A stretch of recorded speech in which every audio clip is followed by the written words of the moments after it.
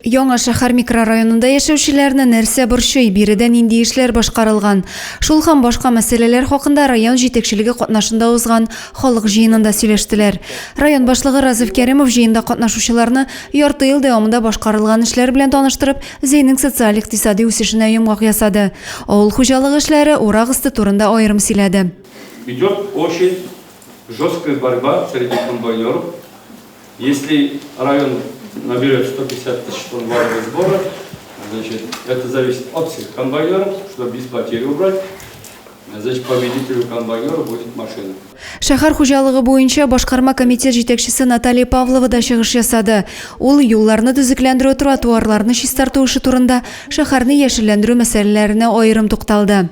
Район җитәкчелеге белән очрашуга килгән яңа шәһәрлеләр халыкка төрле хезмәт күрсәтүче оешма учреждениеләр вәкилләренә борчыган сорауларын бирде.